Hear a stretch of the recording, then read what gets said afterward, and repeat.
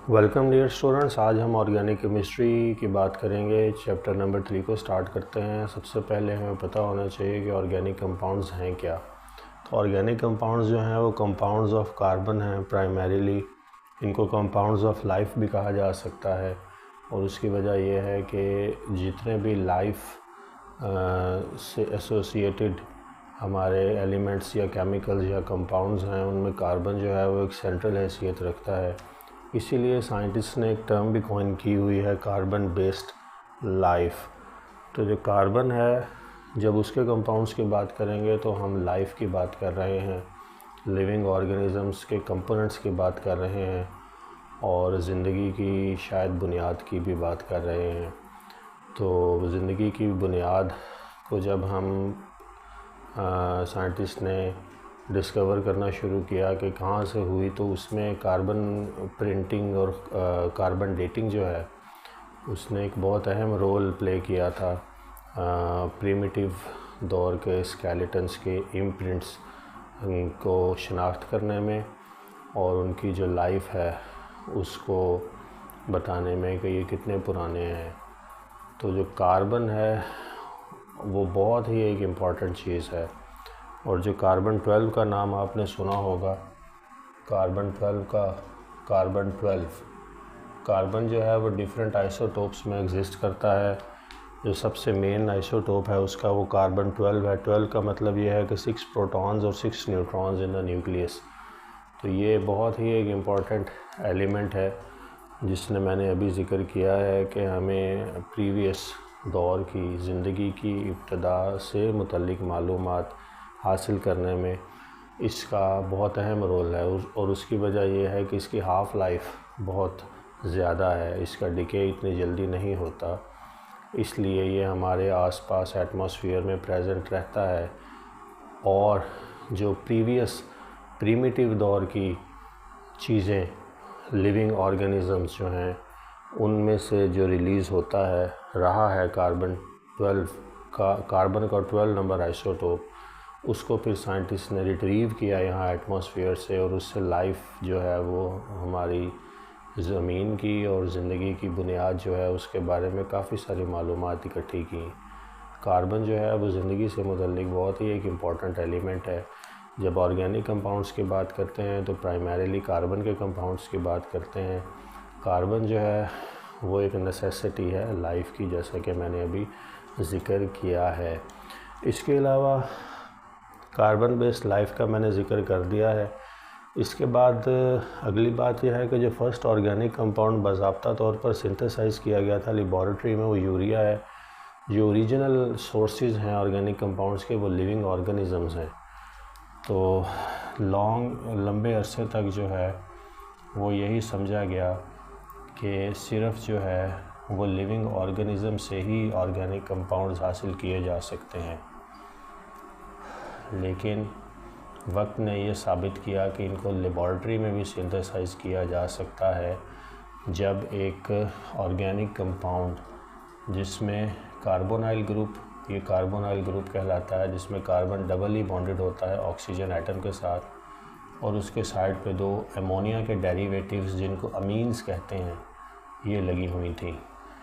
तो ये वाला कंपाउंड जब बन गया लेबॉरेटरी में तो उस टाइम पे फिर ये बात भी सामने आ गई कि सिर्फ लिविंग ऑर्गेनिज़म से तो ये हासिल किए जाते ही हैं। ओरिजिनल सोर्स हमेशा लिविंग ऑर्गेनिज़म्स ही रहेगा, लेकिन सिर्फ यही नहीं है कि लिविंग ऑर्गेनिज़म्स तक महदूद हैं, इनको आप ख़ुद भी सिंथेसाइज लेबॉरेटरी में कर सकते हैं। और आज हम थाउजेंड्स और मिलियंस ऑफ ऑर्गेनिक कंपाउंड्स को लेबॉरेटरी में भी सिंथेसाइज करते हैं और अपनी मर्ज़ी के उनसे फ़वाइद हासिल करते हैं। तो ओरिजिनल सोर्स जो है वो इनका लिविंग ऑर्गेनिजम्स है। और लिविंग ऑर्गेनिजम्स में 2 चीज़ें आती हैं, एक प्लांट्स है और एक एनिमल्स हैं।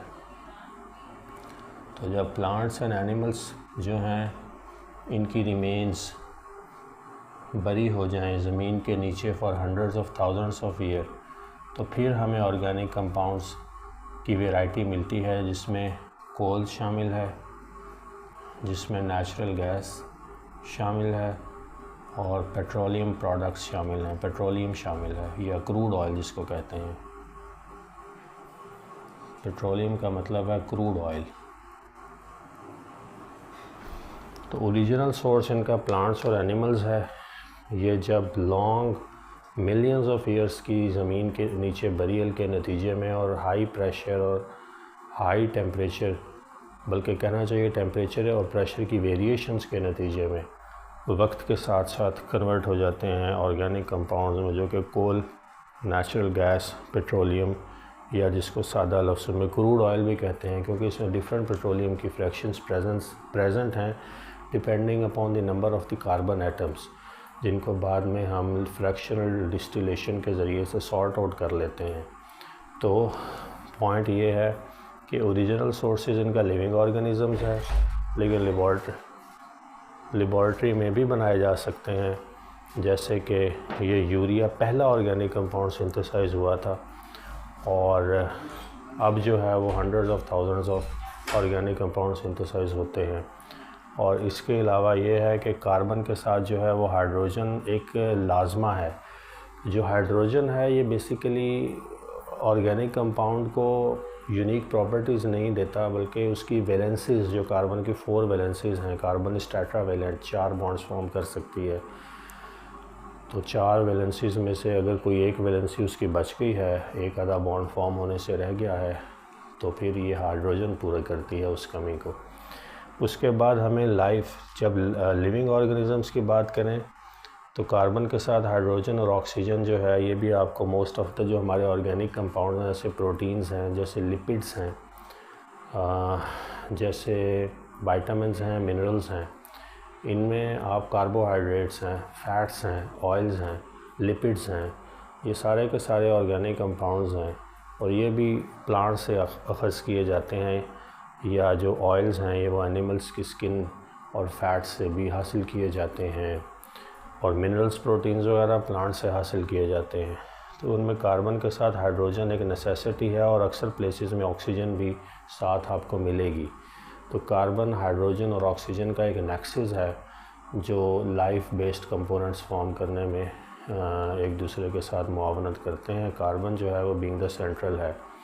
इसके साथ ट्रेसेस में आपको सल्फ़र भी मिलती है, फास्फोरस भी मिलती है, नाइट्रोजन भी मिलती है ऑर्गेनिक कंपाउंड्स के साथ या कार्बन के साथ बॉन्ड फॉर्मेशन में। और हैलोजेंस जो हैं ये भी एक बड़ा अहम रोल प्ले करते हैं। बाज़ ऑर्गेनिक कंपाउंड्स जो हैं उनमें हैलोजन जो है कार्बन के साथ बॉन्ड फॉर्म करके यूनिक क्लास ऑर्गेनिक कंपाउंड्स की फॉर्म करती है, जो कि आगे कहीं पे फंक्शनल ग्रुप के ज़िक्र में आएगा।